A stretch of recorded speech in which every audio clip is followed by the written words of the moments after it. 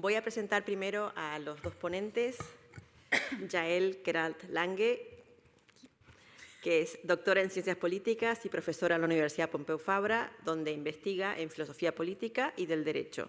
Su trabajo se ha centrado en temas como la justicia distributiva, los derechos humanos, las libertades económicas y el empleo precario. Ha sido investigadora en universidades como Oxford, Frankfurt, Zurich, y ha liderado proyectos financiados por la Swiss National Science Foundation sobre derechos humanos y justicia laboral.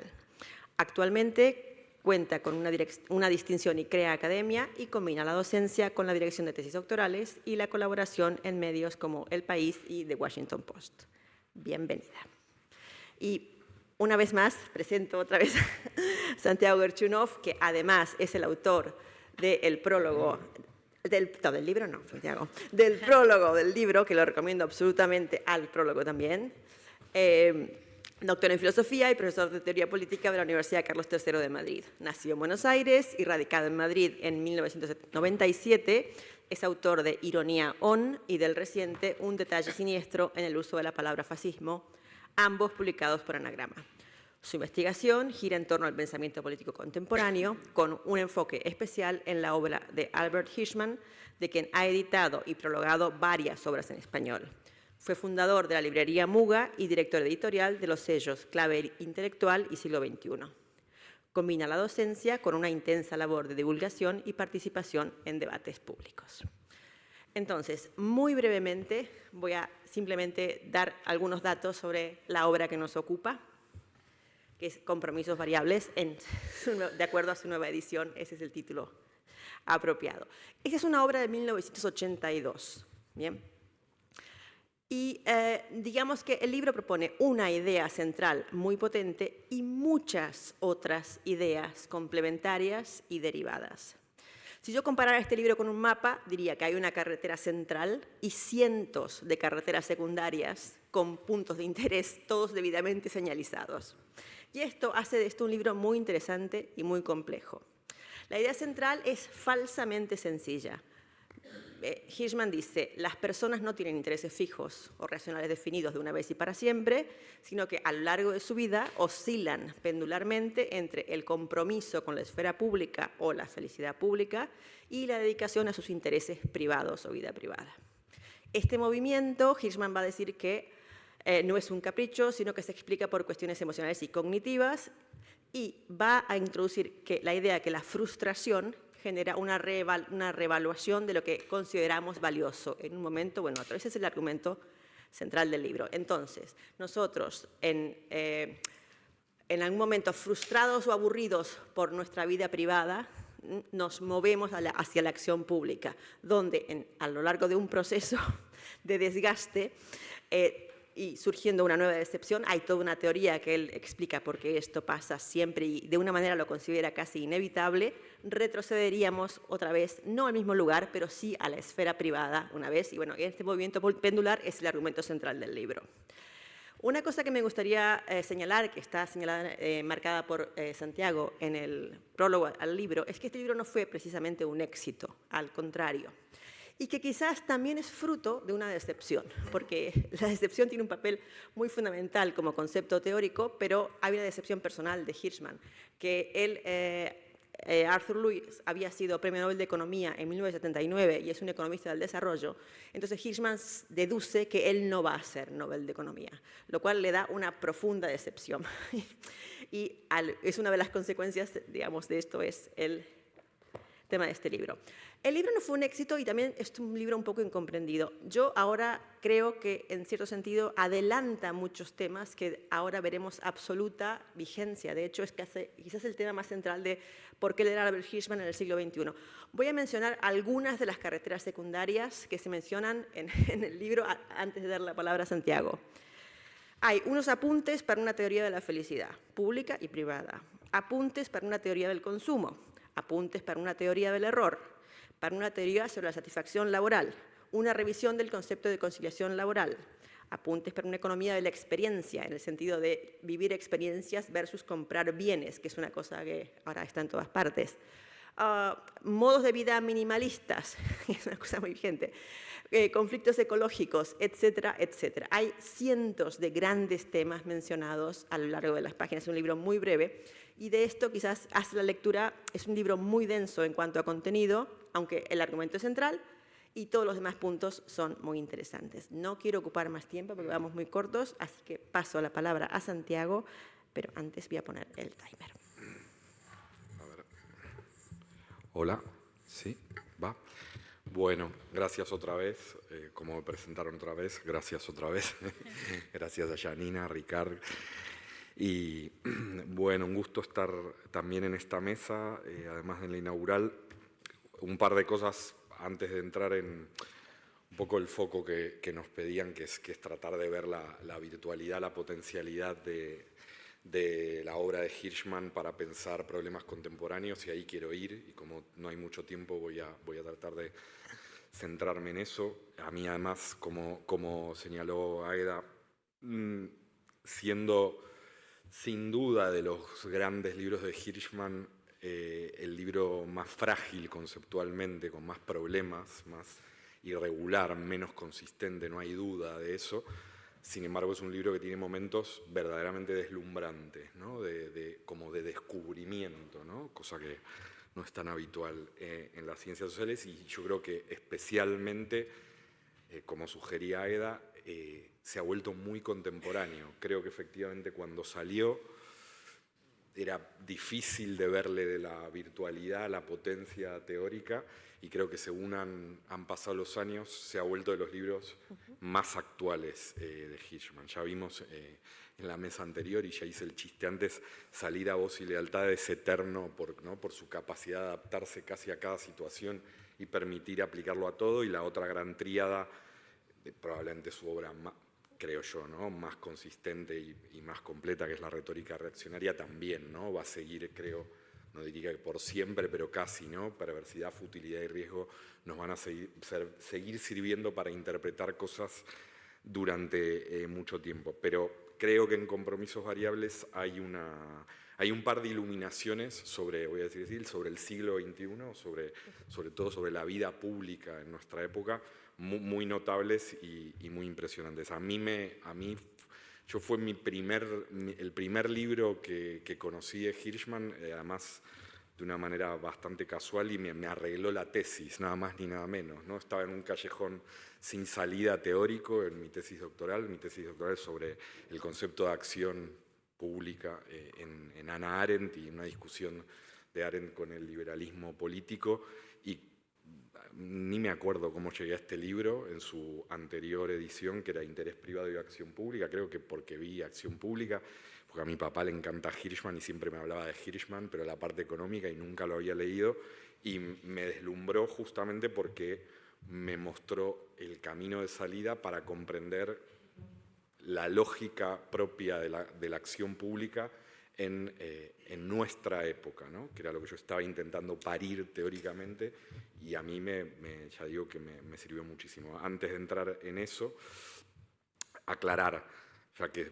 fui el editor del libro, le decía a Ricardo hoy que estoy encantado de que ya haya quedado canonizado con este evento el nuevo título, ¿no?, Compromisos Variables. Normalmente en el mundo hispanoparlante este libro se conoce, lo digo para gente que haya leído a Hirschman desde hace años, se conoce como Interés Privado y Acción Pública, que es lo que decía Fondo de Cultura Económica en su primera edición, pero el libro se llama Shifting Involvement, ¿no? Entonces lo cambiamos y el subtítulo sí es Interés Privado y Acción Pública, pero con ese subtítulo trasladado a título queda muy incompleta la comprensión del libro, cuando su argumento central, como bien dijo Agueda, es justamente el movimiento oscilante, como bien me señaló Yael, entre el compromiso del ciudadano moderno en la vida privada y su compromiso con la acción pública, ¿no? Pero el punto, el argumento central es el movimiento oscilante. No lo llamamos compromisos oscilantes, como me decía Yael que se debería haber llamado, si bien es verdad que es oscilante, es porque hay una pequeña broma de Hirschman en el título, una pequeña ironía, ¿no? Que es que shifting, que es la palabra que efectivamente debería ser oscilante en castellano, es la que se usa para nombrar las hipotecas variables en el mundo anglosajón, se utilizaba en la época de Hirschman. Entonces él estaba, por eso le llamamos compromisos variables, para que no se perdiera el juego que hace Hirschman, que es un juego irónico muy típico de Hirschman, rebajándole un poco la relevancia a todo lo que está hablando, ¿no? Al final es como cuando uno va al banco y pide una hipoteca y en lugar de interés fijo pide interés variable, ¿no? Un poco así es la vida moderna, ¿no? Viene a ser Hirschman, hecha de compromisos variables igual que las hipotecas variables, ¿no? Es algo que se perdía si no. Bueno, compromisos variables está escrito en eso que yo llamé hoy creo la década dorada especulativa de Hirschman, que son los años 70 básicamente, es su segunda obra en ese momento. Si es frágil conceptualmente y tiene esta frondosidad de la que hablaba Águeda, que la hace frágil, la hace menos consistente que otros libros de Hirschman, es porque tuvo poco tiempo para escribirla. O sea, hay unas conferencias previas, estaba un poco agobiado por el éxito que había tenido Las pasiones y los intereses, y realmente tuvo poco tiempo para terminar de cerrar el libro, y él era consciente de que el cierre argumental del libro no estaba del todo maduro, y aún así lo sacó, y además lo dice abiertamente. Pero es un libro, lo que quería decir es que es un libro producto de esta dedicación privilegiada en su propia idea de Hirschman a estudiar los textos fundamentales de la ciencia política moderna, ¿no? La filosofía política, como lo dice en una carta a Katia, voy a estudiar toda la filosofía política desde el siglo XVII al siglo XIX, ¿no? Y ahí escribe Las pasiones y los intereses, este libro y la retórica reaccionaria. Pero, a diferencia de Las pasiones y los intereses, que es el producto anterior de este momento dorado, especulativo y tan sumido en los clásicos de la teoría política, es claramente, Compromisos Variables, una discusión con sus contemporáneos teóricos, ¿no? Y concretamente con algo con lo que se estaba peleando Hirschman y el círculo que había alrededor de Hirschman en el Instituto de Estudios Avanzados de Princeton. Concretamente en el momento de la redacción de este libro, tenían una tertulia con Rawls, con Clifford Geertz y con Klaus Hofe todos los lunes, con la idea de reformar la ciencia social para quitarle el cuantitativismo hacia el que iba y volverla justamente más interpretativa, más filosófica, y alejarla también, este era el punto de Hirschman, del fatalismo, ¿no? Del fatalismo que dominaba, era hegemónico en la época. Y concretamente el adversario teórico de Hirschman en este libro, creo que lo solté también esta mañana, pero es pertinente, es un libro que había sido muy importante, La lógica de la acción pública de Mancur Olson, que es del año 65. El año 65 está muy próximo al 68, el libro de Olson tuvo un éxito contraintuitivo porque era un libro que quería convencernos, esto es muy burdo, pobre Olson, pero voy a toda velocidad, de que en realidad el compromiso con la vida pública de los ciudadanos modernos es algo fallido y que puede funcionar muy poco y que en realidad siempre es alguna clase de fraude. El argumento de Olson es el clásico... No, perfecto. Es el clásico del free rider, ¿no? Que aquí imagino que casi todo el mundo conocerá, ¿no? Dicho muy, muy rápido, si ya otros van a ir a votar por mí, ¿por qué voy a molestarme en ir a votar, ¿no? Por lo tanto, siempre que haya otros con compromiso público, con acción pública, desde el punto de vista de la lógica de la optimización de oportunidades individualista, no tengo ningún motivo para comprometerme en cosas públicas. Este libro salió en el 65 y en el 68 explotó el mundo de movilizaciones públicas y esto parecía sepultar el libro de Olson en un posible fracaso, pero con el paso de unos pocos años, esas grandes movilizaciones en los 60 se detuvieron y dieron lugar en los 70 casi a lo contrario, ¿no? A un momento más bien de parálisis y donde además ya no era solo Olson, ¿no? Mucha sociología, a mí me gusta llamarle sociología depresiva, era hegemónica en esa época, en los 70, hay un par de libros muy importantes, el declive del hombre público de Richard Sennett, por ejemplo, el propio Historia y crítica de la opinión pública de Habermas. Son libros que tienen una visión muy pesimista, muy oscura, ¿no? Estructural, del compromiso de los ciudadanos con la vida pública en el siglo XX, debido al tipo de medios de socialización que eran, estoy hablando de los años 70, ya con toda claridad, sobre todo la televisión, ¿no? Que aparentemente sumía a la gente en una especie de apatía hipnótica y hacía que no pudieran participar. Entonces, en ese contexto, donde lo hegemónico, hablo ya de los años 70, donde lo hegemónico era el fatalismo respecto del compromiso público de los ciudadanos, el libro de Olson se convirtió en un gran éxito un tiempo después. Y, dice Hirschman, con su sutileza habitual, tenía el prestigio especial, ¿no?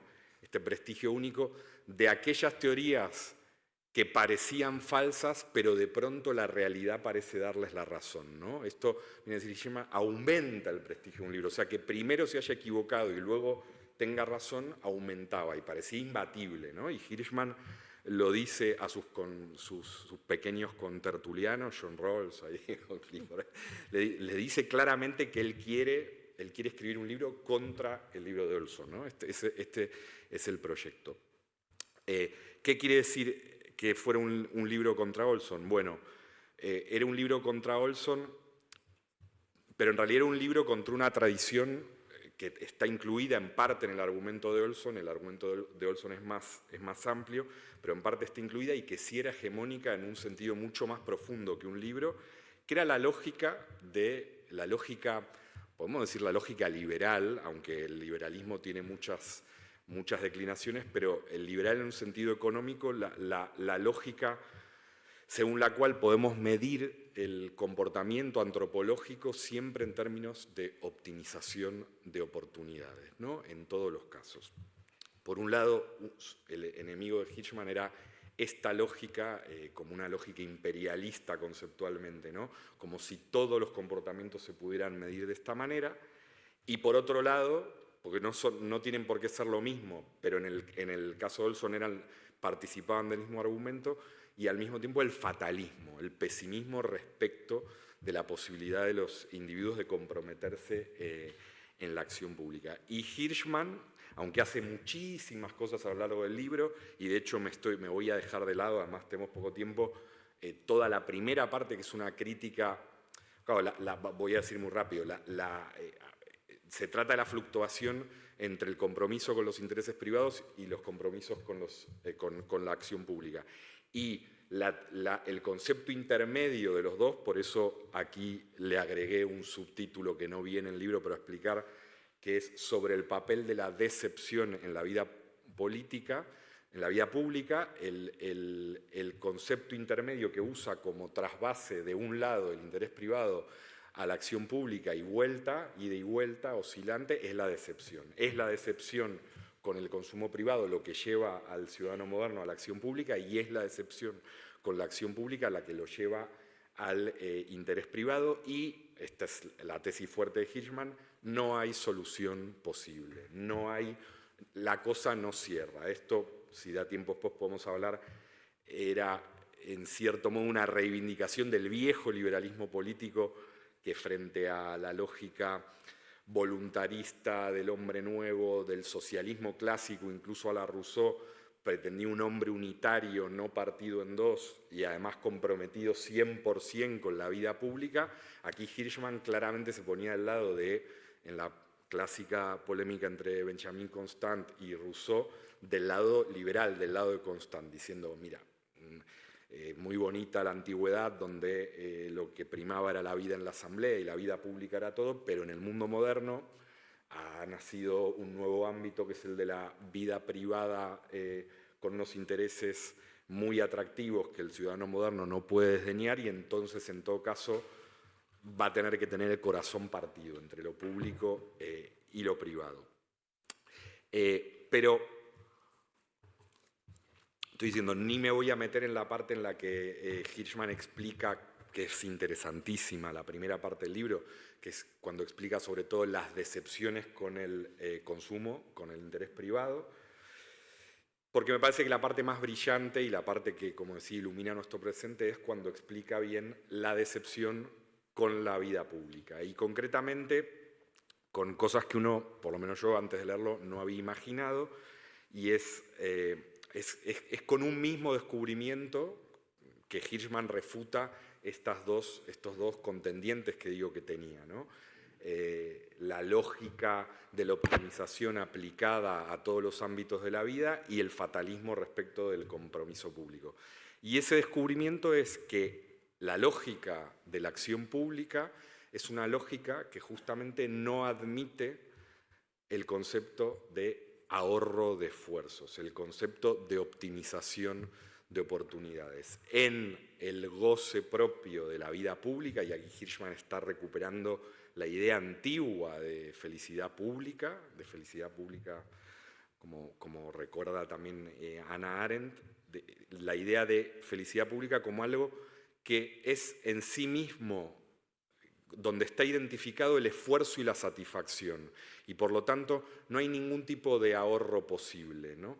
No hay una manera de optimizar el goce en la acción pública. Por lo tanto, intentar aplicar la lógica del free rider, que era lo que hacía Olson, a la acción pública es un error y es no entender de qué se trata la acción pública. Uno no puede aprovecharse a la manera que dice Olson, ¿no? Aprovecharse de que ya otro va a militar o va a ser activista por mí, porque el gusto de participar en lo público es un gusto que tiene su valor en sí mismo, no se puede ahorrar esfuerzos.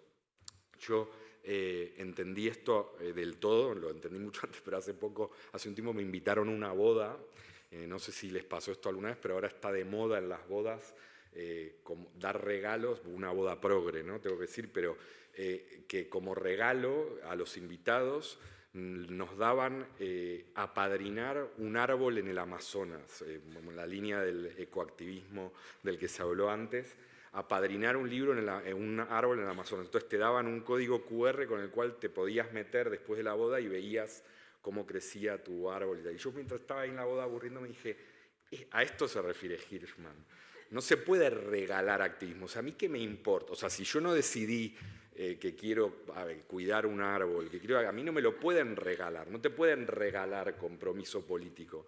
No te pueden regalar. Del mismo modo, Hirschman pone varios ejemplos, que además lo dice abiertamente, que toma de Pascal, de los pensamientos de Pascal. Hay determinadas actividades humanas que tienen su recompensa en sí misma, en las que no se puede ahorrar y no sirve la lógica de la utilidad, que es en el fondo y lo más profundo lo que está refutando Hirschman. Está contra la utilidad, que es un concepto central de la ciencia social moderna, está dejando fuera de juego la utilidad. Pone el ejemplo del fútbol, Hirschman, por eso digo, no soy tan iconoclasta con lo de la boda, dice, uso una encuesta a los hinchas del Flamengo en Brasil, él había estado y a los hinchas les decían, si pudieras no viajar, si pudieras no ir cuando te vas de Río hasta San Pablo o incluso hasta Fortaleza a ver un partido, ¿te lo ahorrarías? Y todos contestaban que de ninguna manera, que la gracia de ser hincha de fútbol es el esfuerzo, es el camino, es ir, ¿no? Es participar. Entonces, a mí este descubrimiento, que parece muy sencillo, me parece muy, muy interesante y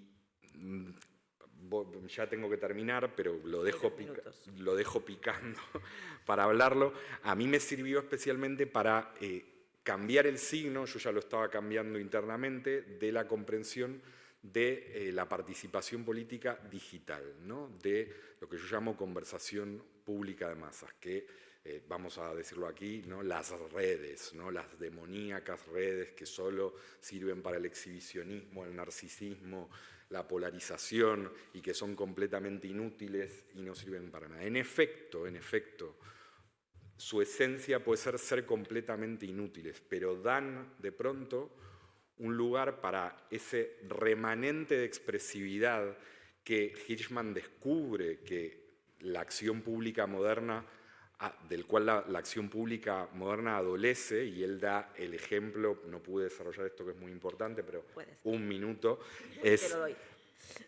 Claro, Hirschman, cuando descubre este problema de que la lógica de la acción pública no se adapta a la del consumo privado, dice que hay una institución fundamental en la sociedad moderna, que es el voto, que por supuesto asegura un mínimo de participación y por tanto es una institución civilizatoria y que contribuye a la participación política. Recordemos, en la retórica reaccionaria era el segundo momento en la división de Marshall, el de la participación política en el siglo XIX, era justamente la extensión del sufragio. Lo que digo con esto es que Hirschman respetaba mucho la extensión del sufragio como momento de aumento de la participación política. Pero en Compromisos Variables descubre que al mismo tiempo el voto es un limitador de la participación política, porque estandariza la participación, la iguala y es inexpresivo. Esta es la palabra que a mí me hizo clic cuando leí.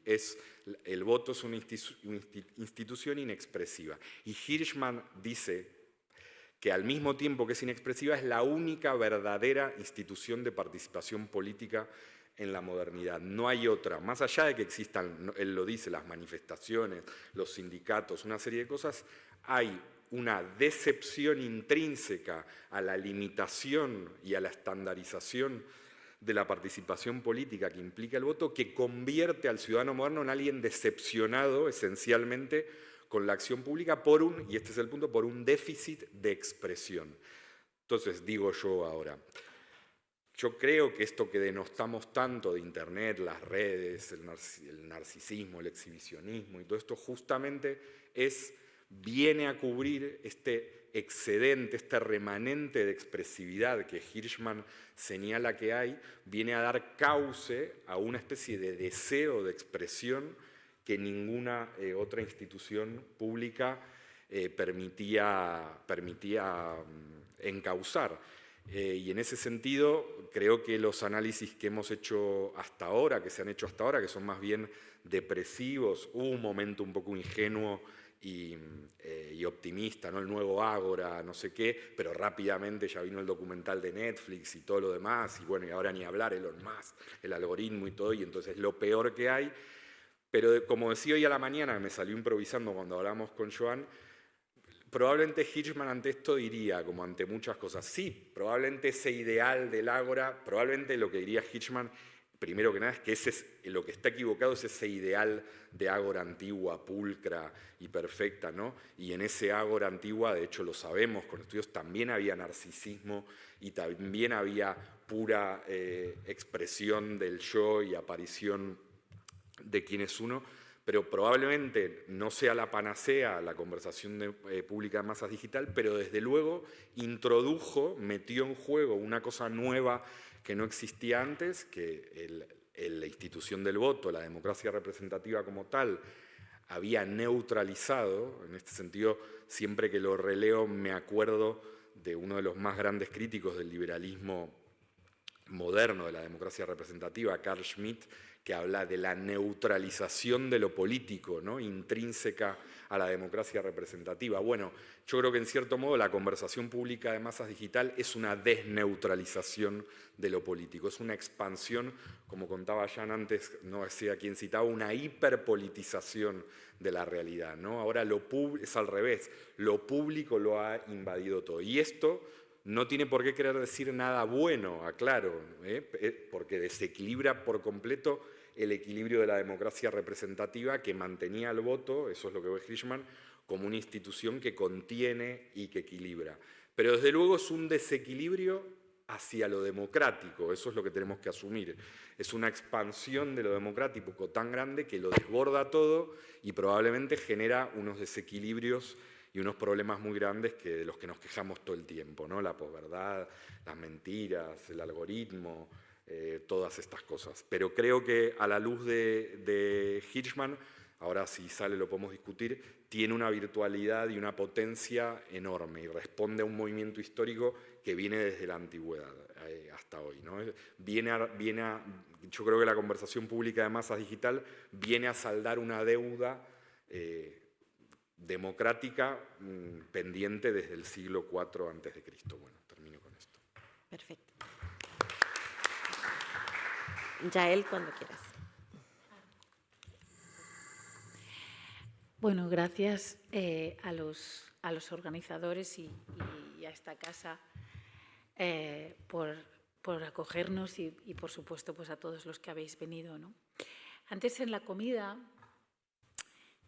comentábamos, ¿no?, que pues yo le decía a Santiago, digo, hay siempre, ¿no?, detrás de toda teoría política hay una antropología que determina el contenido de esa teoría y las predicciones que puede hacer, las prescripciones que puede hacer, ¿no? A veces esta antropología pues es muy optimista, ¿no?, como la antropología que hay detrás del socialismo, y yo creo que por eso pues tuvo la suerte que tuvo, ¿no? Y hay una antropología en Hobbes, y hay una antropología en Rousseau, y hay una antropología en Rawls. Y a mí me gusta mucho la antropología que hay en Hirschman, ¿no?, porque creo que tiene una mirada sutil y compleja sobre el ser humano y cómo reaccionamos ante situaciones adversas o de crisis, ¿no? Y este libro va también de esto, ¿no? O sea, él cuestiona la visión económica tradicional, que es todavía la visión de la economía mainstream, ¿no?, del ser humano como un agente puramente racional, autointeresado. Y dice, bueno, tenemos parte de esto, pero somos algo muchísimo más complejo, ¿no? Y pues él tiene una visión, como digo, más sutil, que tiene en cuenta pues, influencias que se deben a factores personales, culturales, morales, que no se centran solo en el autointerés, ¿no?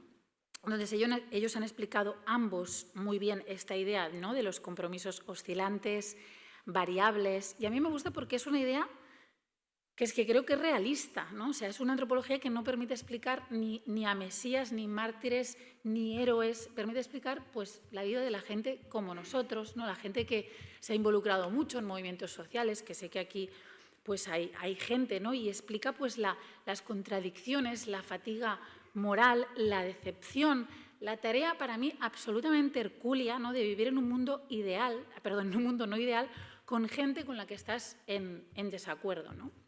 Entonces, la premisa central trata sobre esto, ¿no?, de explicar estos compromisos oscilantes, un compromiso público que se puede dar muchas veces en contextos de crisis, en contextos donde hay un cambio social, donde hay una indignación colectiva, ¿no? Pues en Argentina pasa más frecuente que en otros sitios, ¿no? Y eso también pues igual puede explicar que los shifts sean más rápidos, ¿no? Exacto. Y luego hay un retiro hacia lo privado, ¿no? O sea, un repliegue, ¿no?, un periodo, yo diría como refractario, si queréis, buscando la satisfacción en la patria pequeña, ¿no?, en los amigos, en tu día a día, en la familia, ¿no? Y creo que esta variabilidad que, bueno, me atrevería a decir que a veces, sobre todo desde la izquierda, ¿no?, que es siempre muy purista, muy exigente, se ve como algo negativo, se ve como algo frustrante, decepcionante. Él lo que dice es, no, esto es una respuesta natural, los seres humanos somos así, o sea, take people as they are, ¿no?, lo que decíamos antes. Esto es una respuesta a la frustración, a la insatisfacción, cuando estos esfuerzos públicos sostenidos y, bueno, que exigen un compromiso fuerte, no han dado resultados inmediatos palpables o no han dado los resultados que nosotros esperábamos, ¿no? Yo quería hablar de dos cosas. Una es esta división entre lo público y lo privado. Creo que esta es una de las grandes aportaciones del liberalismo. Es una distinción que yo personalmente defiendo. No la defiendo en el sentido que a veces la han criticado las feministas, ¿no?, cuando decían lo personal es político. Claro que lo personal es político. Sabemos que la familia y que el lugar de trabajo son lugares donde se cometen muchos abusos, hay mucha dominación y, por lo tanto, allí tiene que intervenir la justicia. Pero tengo un enfoque absolutamente institucional de la política porque defiendo esa división. Y creo que últimamente sobre todo en la izquierda, esa división se ha borrado, ¿no? y nos empezábamos a fijar, o seguimos empeñados en fijarnos en cosas como si un político recicla, si va en bici, ¿no? Si se compra un chalet, ¿no? El caso de acabamos votando si Irene Montero y Pablo Iglesias se podían comprar un chalet o no se lo podían comprar, qué significaba, para qué lo querían, para un proyecto familiar, de Guindos lo quería para especular. Bueno, eso es no entender esta división. Es no entender que alguien puede hacer muy bien su trabajo en la política institucional y que tiene todo el derecho a tener esa esfera de privacidad en la que se dedica a perseguir otros proyectos. Con los alumnos en clase discutimos siempre un caso. Es que cuando Ada Colau puso esa pancarta, Refugees Welcome, ¿os acordáis, no? En el ayuntamiento, mucha gente decía, no, si tanto te gustan, ¿por qué no te los llevas a tu casa? Bueno, eso es no entender esta distinción entre lo público y lo privado, que creo que debemos respetar, porque tenemos que pensar que el derecho, las instituciones, las decisiones políticas deben estar diseñadas, ¿no? Para decirlo con Kant, para un pueblo de demonios. No debemos contar necesariamente en que la gente aplicará los principios de justicia a su vida privada. La gente puede perseguir algo legítimamente, unos fines privados que los podemos compartir más o menos, pero de lo que nos debemos encargar es que institucionalmente se creen los incentivos adecuados para que, sin necesidad de ser virtuosos, el sistema funcione y produzca los resultados adecuados, ¿no? Da igual si uno pues eso, se compra un chalet o se compra un piso de 40 metros. Esto carece de importancia y creo que en los últimos años hemos perdido de vista esto y hemos confundido esas dos esferas.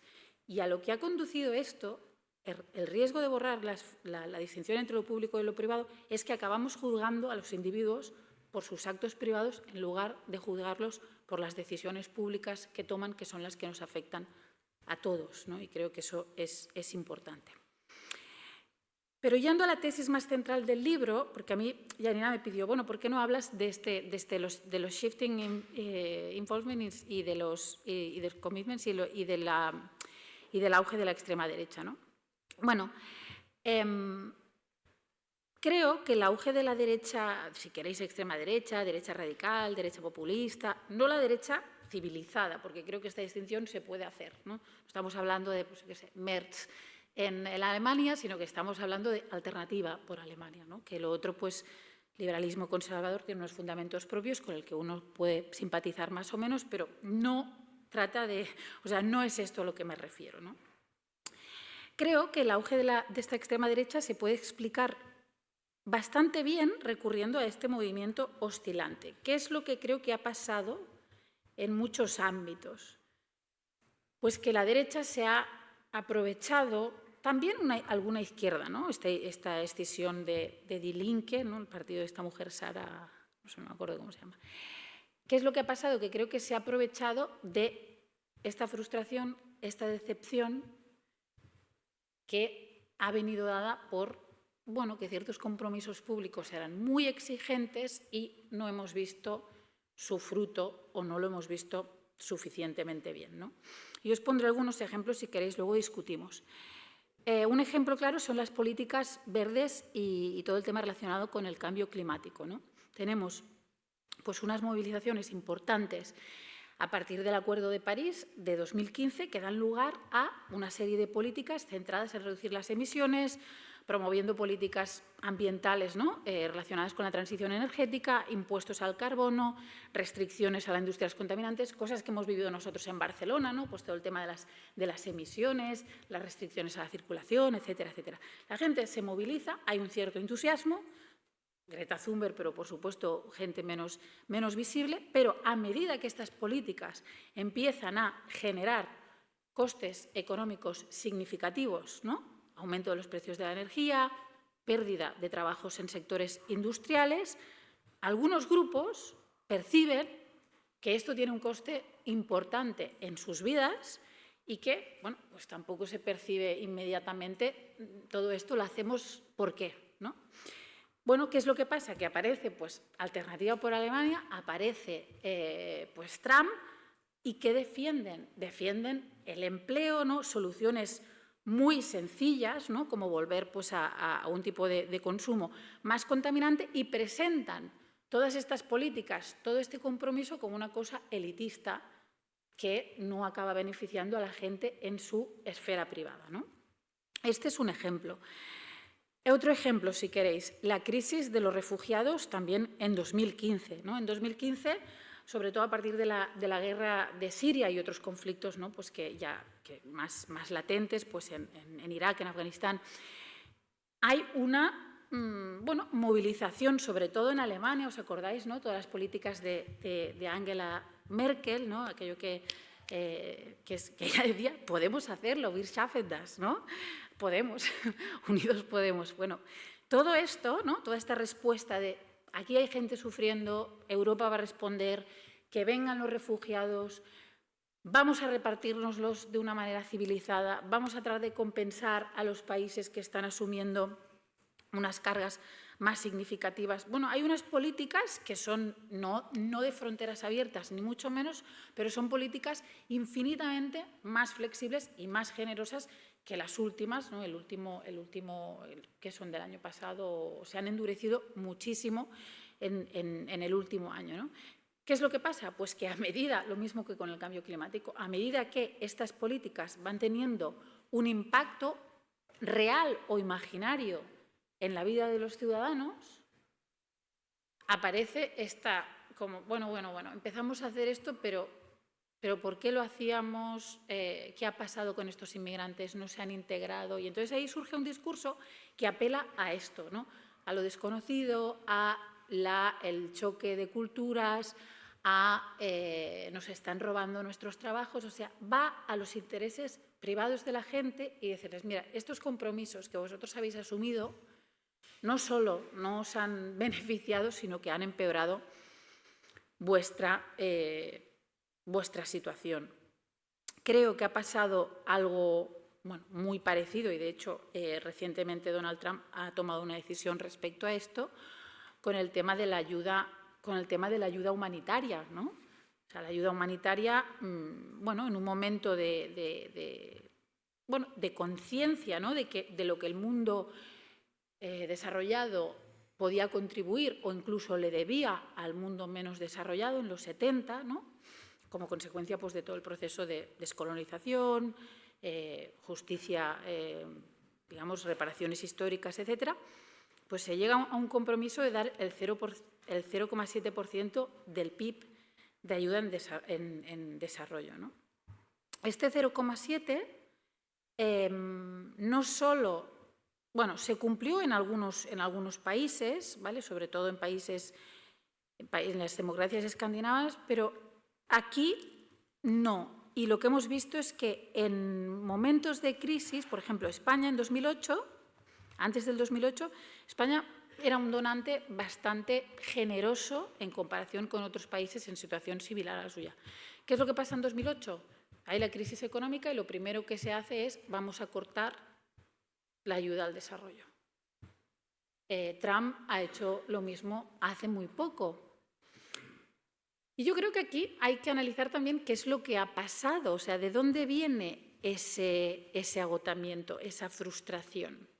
¿No? A veces creo que es porque se trata de resultados que son difíciles de ver. Sería el caso del cambio climático, es algo muy costoso, muy a largo plazo. Somos cortoplacistas, la democracia no está diseñada para abordar problemas a largo plazo, en absoluto.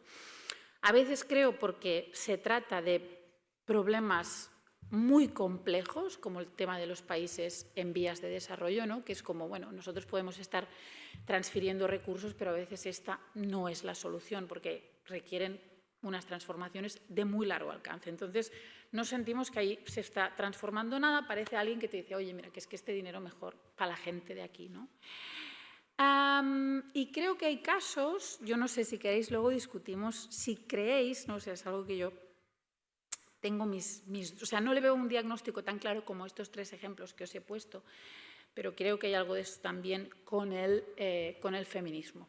O sea, creo que el feminismo ha adoptado, digamos, una línea en la que se ha permitido que exista un discurso que les diga a los hombres, esto os está perjudicando en vuestro día a día. Os está perjudicando a la hora de acceder a trabajos porque sois discriminados, os está perjudicando en vuestras relaciones personales, etcétera, etcétera. Entonces, bueno, gente que se podía sentir comprometida con el feminismo liberal de los 80, ¿no?, que tenía objetivos pues, que todavía no se han cumplido y que creo que son muy importantes, de repente está totalmente alienada de ese movimiento y más como en fase de yo me repliego a defender mis intereses, ¿no? Sobre todo el sector masculino, ¿no? Entonces, bueno, creo que antes hablamos del optimismo de Hirschman. Yo es que no soy tan optimista, ¿no? Entonces, quería terminar como pensando en esta cosa, ¿no?, precisamente de la oscilación, ¿no?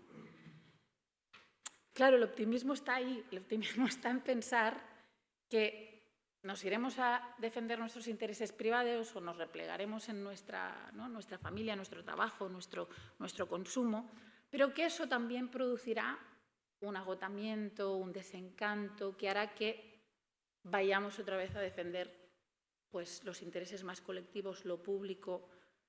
Yo sé dónde estamos ahora en muchos ámbitos. Creo que un sector importante de la población está en este ámbito de repliegue y no sé qué es lo que tiene que pasar para que se produzca ese desencanto en el ámbito también privado, ¿no? Porque creo que nos espera bastante tiempo, ¿no?, sobre todo con el discurso que hay, de que la gente, pues sí, tenga un cierto escepticismo, ¿no? Y decir, bueno, es que yo primero tengo que defender lo mío, ¿no? Y entonces, bueno, pues sí, creo que él es muy optimista, pero yo no tengo tan claro. Bien. Muchas gracias. Abrimos el turno de palabras.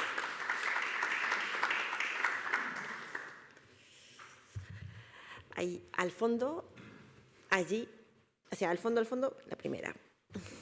Y luego aquí y aquí.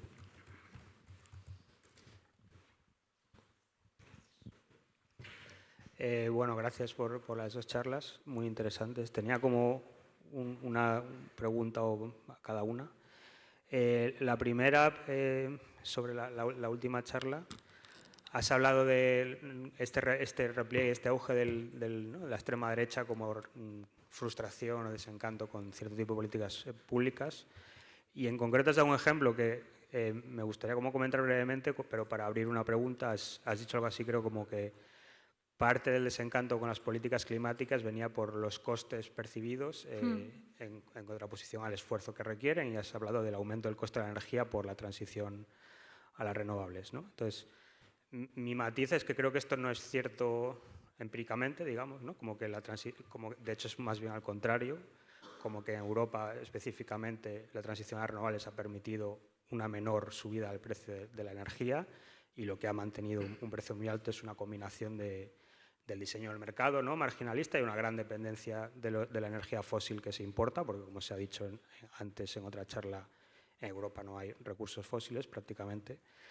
Pero, en cualquier caso, creo que da un poco igual que sea cierto o no, ¿no? Creo que, porque mi pregunta es que precisamente el problema es como la construcción de ese desencanto, ¿no? Como mi pregunta va más allá de ¿qué papel crees, hasta qué punto se puede, no quiero usar la palabra manufacturar, pero como que construir un desencanto alrededor de ciertas políticas públicas sin que haya una relación clara o incluso empírica con lo que ha ocurrido de hecho, ¿no? Y creo que quizá el problema de la crisis climática es muy paradigmático en ese sentido, pero puede haber otros muchos, ¿no? Entonces, como ese papel de la distancia entre el desencanto con algo y lo que realmente ha podido ocurrir o no. Y la otra pregunta es sobre las redes sociales y la democracia. Me ha gustado mucho porque es algo como que yo tenía dudas, pero como que me ha permitido como pensarlo de una forma más clara.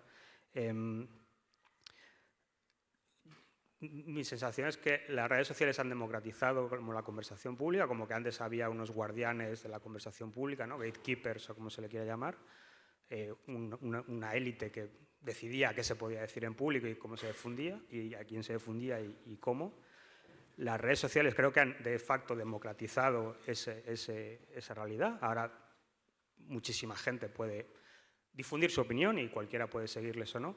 Creo que hay una realidad de que el diseño, digamos, ¿no?, la arquitectura de redes sociales sí que es problemático en sí mismo, como que el algoritmo no es una ocurrencia, sino que creo que tiene una parte de realidad, pero creo que aún así es un proceso democratizador. Entonces mi duda es, creo que hay como dos reacciones posibles, ¿no? Una que quizás es la más común es rechazar eso y como asustarse de ese proceso democratizador, es decir, es agobiante, es desagradable, es caótico, me causa estrés psíquico, la experiencia de las redes sociales es horrible y, de nuevo, tiene parte de razón, y hasta cierto punto querer volver como, ¿no?, a cierto control de cómo se dice, cómo uno se expresa en público. Mi pregunta un poco iría, o sea, es como para preguntarle a Santiago si va por ahí los tiros de lo que él quiere decir, si la otra reacción posible no es, hasta cierto punto, reconciliarse con lo horrible de la democracia. Como que la democracia, todo proceso democratizador siempre tiene una fase angustiosa, hasta cierto punto peligrosa, ¿no?, cuando la gran mayoría podemos participar en espacios que antes estaban vetados a nosotros, siempre hay convulsiones y problemas y intentos de volver hacia atrás o no, pero que creo que como que otra posible reacción sería reconciliarse con eso e intentar perfeccionar ese proceso democratizador, que en este caso podría ser como intentar mejorar, ¿no?, cómo funcionan las redes sociales o ese tipo de cuestiones. Pero bueno, como que mi pregunta sería, ¿cómo ves este aspecto horrible o, ¿no?, violento, como se lo quiera llamar, de la democracia? Si es algo que siempre es así o no. ¿Quieres contestarlo primero? Está Janina y llama. Bueno. Vale. Okay. No, pensaba que se... Bueno, buenas tardes y gracias otra vez por la charla. Yo quería compartir... Yo tengo un comentario y una pregunta. El comentario tiene que ver con desdramatizar un poco la oposición entre Olson y Hirschman. Me parece que no... Desdramatizarla, para mí no es tan importante. Sí, entre Olson y Hirschman, ¿no? Quiero decir que la entiendo perfectamente como una palanca para escribir, que todos necesitamos, ¿no?, a un sparring, y entonces, pues bueno, voy a escribir contra, ¿no? Pero visto con perspectiva, a mí me parecen como mínimo dos razones para minimizar esa oposición, ¿no? En primer lugar, porque pienso que las teorías de Olson se pueden, digamos, utilizar para analizar el contexto, no solo la decisión individual. Es decir, hay contextos que contribuyen, que tienen más ventajas, más beneficios, y contextos que tienen, pues, más costos, más dificultades. Y eso incluso puede aplicarse a la propia obra de Olson cuando hablas de la decepción, ¿no? Nos decepcionan cosas. ¿Por qué nos decepciona algo? Porque nos está resultando muy costoso llegar a conseguir algo, o los beneficios que esperamos, nuestras expectativas, pues nos acaban produciendo. Y en ese sentido no estoy hablando de la decisión individual, es decir, no hace falta vincular las teorías de Olson con una antropología, ¿no?, o con una perspectiva de un individuo calculador maximizador. Yo creo que no. Yo creo que nos da mucha información hablando solo del contexto. Pero esta es la primera razón, ¿no? La segunda razón para un poco desdramatizar esa oposición tiene que ver con que yo diría que todos los individuos tenemos momentos de acción instrumental y lo que podríamos decir acción expresiva. Es decir, efectivamente, cuando estamos actuando de manera expresiva, la propia acción es un beneficio y entonces las teorías de Olson se aplicarían poco, ¿no? O sea, no puedo freeridear de una cosa que el beneficio es hacerla, digamos, no puedo...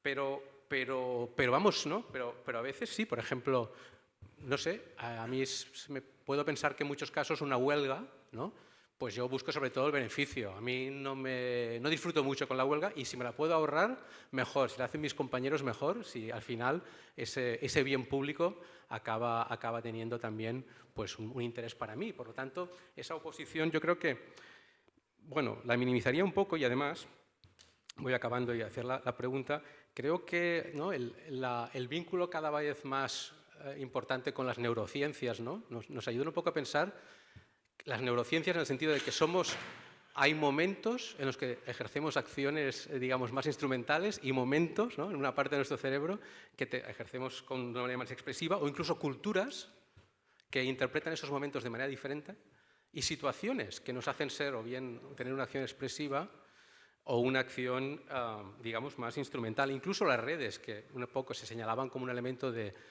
Expresivo, bueno, sí, yo estoy de acuerdo cuando los costes son muy bajos, ¿no? Y vemos como el Twitter o el Leaks, enseguida de X puedo contestar, pero digámoslo cuando hacemos participación electrónica y la gente se tiene que registrar y hay unos costes, no reacciona igual la gente, porque ya empieza si vale la pena tal, hacer el formulario y entonces ya no tenemos ese elemento. Entonces, para acabar, ¿no? Casi la pregunta que haría, y conecto con lo que decía Janina esta mañana, ¿qué narrativas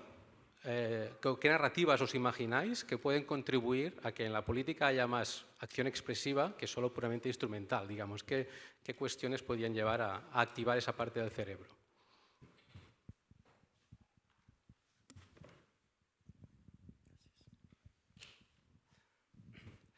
Sí, a ver, aquí hay una cuestión, a ver si lo logro hilar, en parte de lo que comentábamos esta mañana, o sea, es que esta dicotomía entre lo público y lo privado, ¿cuánto hay de acciones privadas que en la medida que generan una conducta social, si yo no ensucio, si yo reciclo, si yo no tengo la necesidad de estar en una gran organización que me dice que tengo que cerrar el grifo cuando me lavo los dientes, o sea, estoy haciendo una acción en beneficio tengo un compromiso público haciendo esta acción, pero luego hay otra cuestión más sofisticada todavía, cuando tú mencionabas, Yael, que hay esta cuestión, claro, en la dicotomía también, género, por ejemplo, a ver, ¿cuánto hay en la crianza, en el cuidado, cuánto hay de público, cuánto hay de privado? O sea, si estás transmitiendo unos valores, si tú estás cuidando a una persona, que la alternativa sería un geriátrico o que tú la cuides, por ejemplo, o sencillamente darle cariño para que no esté abandonada.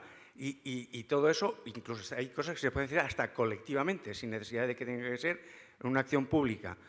Transmitir unos valores a un hijo, todo eso es un compromiso público, ¿en qué medida? Y luego, evidentemente, esa transmisión de valores sí implica en el que se está generando un discurso sobre la igualdad, estás poniendo también en una tesitura, ¿no? Esto que planteabas antes de la masculinización, como, bueno, todo eso, si se trabaja desde el hogar, desde lo colectivo, desde la escuela, desde la familia, y los conocidos, etcétera, ¿no estamos haciendo también un compromiso público?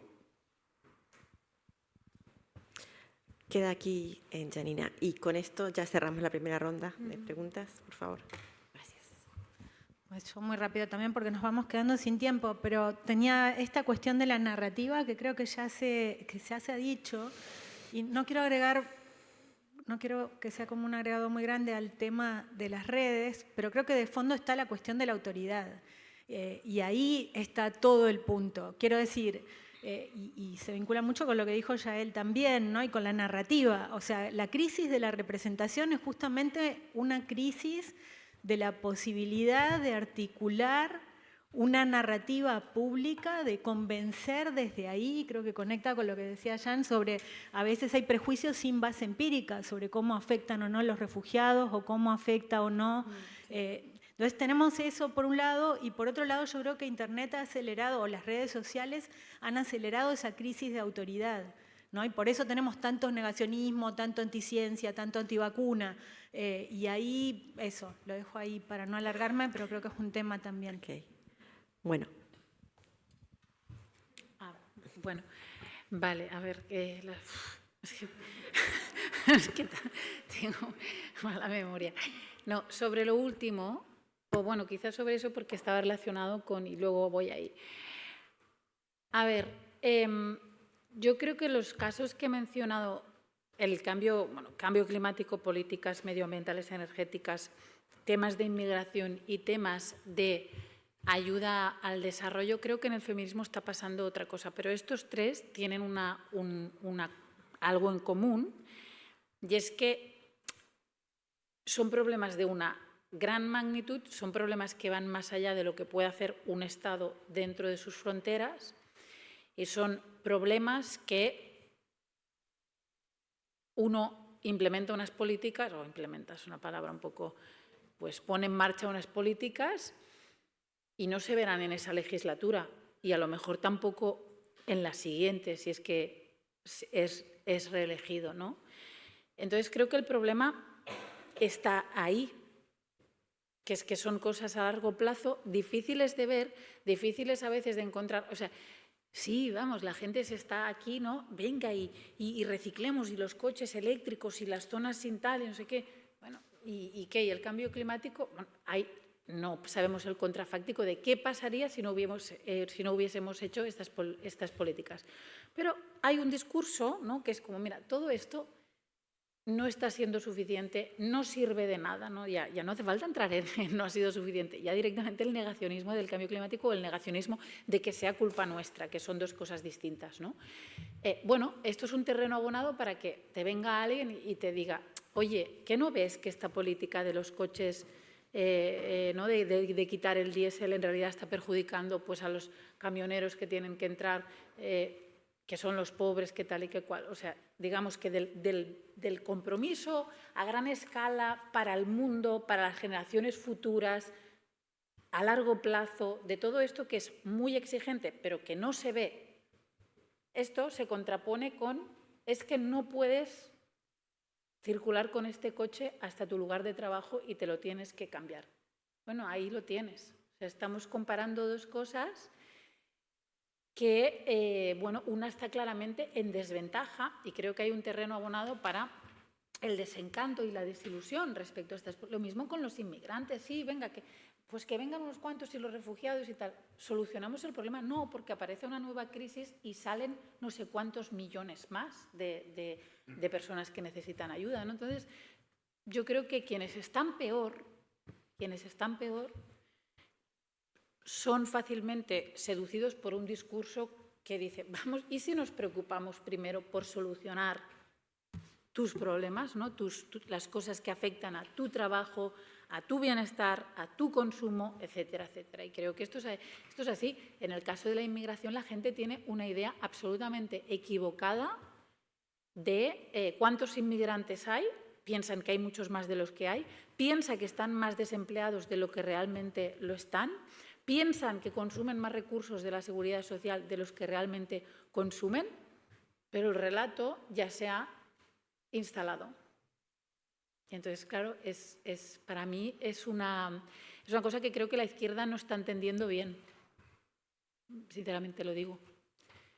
Y sobre lo otro, brevemente, a mí me encanta todo esto, de que la gente en su vida privada se desviva por crear un ethos, ¿no?, de justicia, un ethos de igualdad, de feminismo, como quieras llamarle.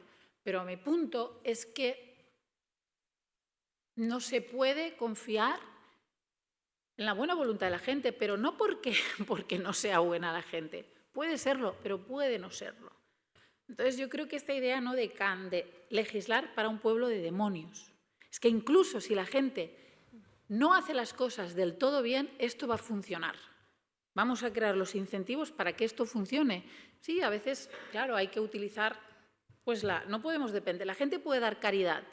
Sería estupendo, ¿no?, todos dando caridad, ¿no?, los sin techo de Barcelona que de repente... No, yo quiero que se haga con impuestos. Claro, los impuestos son un poquito más desagradables porque tienen un elemento coercitivo. Es el Estado diciendo, trae esto que yo lo voy a poner ahí. No es tu buena voluntad. Pero es que creo que nos tenemos que proteger frente a la posibilidad de que no haya buena voluntad. Perfecto. Santiago. Bueno, creo que estamos muy pasados de tiempo. Sí. Digo algo tratando de juntar todo, tomando lo que me preguntaba Jan. Claro, efectivamente hay que asumir lo horrible, como has dicho, lo horrible de la democracia, ¿no?, para incorporar la conversación pública de masas. Y en ese sentido solo quiero decir, y creo que un poco trato de contestar a todo con esto, lo que hay en el fondo de todo esto es una comprensión de qué es lo político, de qué se trata lo político. Hay mil formas de entenderlo, pero voy a hacer una división básica que creo que está justo aquí, en esto que estamos hablando, está operando, ¿no? Y en la idea de Hirschman. Hay una idea de entender lo político como, ha salido aquí, lo colectivo. Voy a decir muy burdamente, la gestión de lo colectivo y la política, lo político frente a lo privado, se trata de un instrumento para ver cómo hacemos con lo que es común, colectivo, a todos. Y hay otra idea de lo político que es probablemente la originaria, la que viene de polis, la que contrapone el oikos, el espacio doméstico antiguo, a la polis, que tiene que ver con lo político como la posibilidad de tener un lugar de aparición frente a otros iguales a mí, donde puedo expresarme, donde puedo mostrar quién soy a través de mi discurso. Y no olvidemos que la materia de lo político en cualquiera de las dos declinaciones es la doxa, es la opinión, y que la doxa en la antigüedad no solo quería decir opinión, y aquí está lo horrible de la política que hay que asumir, no quería decir solo opinión, sino prestigio, fama. O sea, poder ejercer, poder expresar la doxa era poder aparecer frente a un público y mostrar cómo brilla uno, quién es uno, y quizás esto es a lo que te refieres con lo horrible de la política, que vuelven a traer las redes sociales e Internet y descalabran todo, porque efectivamente, y ahora contestando a la división de acción expresiva, acción instrumental, claro, el problema es que en términos de Hirschman y en estos términos que estoy expresando tan radicales de qué es lo político, esta distinción entre lo político que estoy diciendo, para haceros la más simpática, la primera es más bien la que llevaría a que lo político es solo lo que Hannah Arendt llamaba despreciativamente la cuestión social, ¿no? La economía política. La política al final es la economía política, es la administración de los bienes comunes y nada más que eso. Y la segunda es la que cree que lo político es lo político, no es la economía política, es otra cosa, ¿no? Es otra cosa que tiene que ver con la palabra, con la aparición frente a otros y la confrontación y el estar dispuesto, otra cosa digo que reaparece con la conversación pública de masas, con las redes sociales, y estar dispuesto a soportar la respuesta de esos otros iguales. Y por lo tanto, digo, estas cosas horribles que vemos y que son esencialmente políticas, el linchamiento, la cancelación, o sea, estas cosas parecen muy nuevas y son intrínsecas al espacio político como tal. Excuso decir que la virtud política en la antigüedad por antonomasia era el valor, era la valentía, precisamente porque para tomar la palabra en público y aparecer frente a otros, uno tenía que estar dispuesto a no controlar las consecuencias de esa palabra y tener que hacerse cargo de la respuesta, etc. A mí, en este sentido, la idea de espacios seguros, que aparece también en muchos lugares de militancia, la idea de espacio seguro me horroriza. El espacio seguro es un espacio antipolítico, ¿no? Por supuesto que nos vamos civilizando y en ese sentido Hirschman dice la institución del voto es una institución civilizadora y Carl Schmitt, criticando al liberalismo, dice la democracia representativa es la neutralización de lo político, porque abrir lo político en este sentido es abrir la caja de Pandora, es abrir que todos podamos aparecer, que todos podamos mostrarnos, mostrar nuestro narcisismo, nuestro prestigio, nuestra fama, nuestra opinión, y que los otros nos puedan contestar también. Y cómo el problema es, en la antigüedad esto era una forma de gobierno, la forma asamblearia, pero hoy en día puede ser que sea abrir la caja de Pandora, ¿no? Y por eso lo horrible, que me gusta mucho, lo horrible de la democracia. Es el tipo de malestar, yo creo, ahí con las redes sociales, tiene que ver con esto. Termino con esto, son increíblemente análogos cuando uno lee la retórica reaccionaria, los argumentos de los que reaccionan contra la conversación pública de masas digital hoy son extraordinariamente idénticos a los argumentos que analiza Hirschman en la segunda de las revoluciones cívicas que describe, ¿no? Siguiendo la tríada de Marshall, que es la extensión de los derechos políticos en el siglo XIX, los argumentos de los reaccionarios contra la extensión del sufragio, se puede hacer el ejercicio, se pueden cambiar algunas palabras y son exactamente iguales a los argumentos de hoy contra la conversación pública digital. Son prácticamente idénticos. Pero cualquiera puede hablar y es lo mismo la opinión de alguien que es una autoridad, un científico, alguien que uno que habla de tarot, que uno habla de no sé qué, es el acabose, se va a ir la civilización al carajo, pero lo único que quiero recordar, y en este sentido Hirschman no lo resuelve, lo deja en esta idea de fluctuación, es que es un lío que tiene que ver con la hiperpolitización, la hiperdemocratización, tiene que ver con un exceso de democracia, ¿no? Y en ese sentido aprendemos que la democracia representativa es, en efecto, necesita de cierto grado de neutralización de lo político. La apertura completa de lo político es muy peligrosa, ¿no? Este es el aprendizaje conservador que quizás nos deja la lectura de este libro de Hirschman, yo creo. Termino porque estamos pasadísimos. Terminamos. Bueno, ahora prepárate para las preguntas cuando apenas bajes. Muchas gracias y pasamos a la siguiente mesa.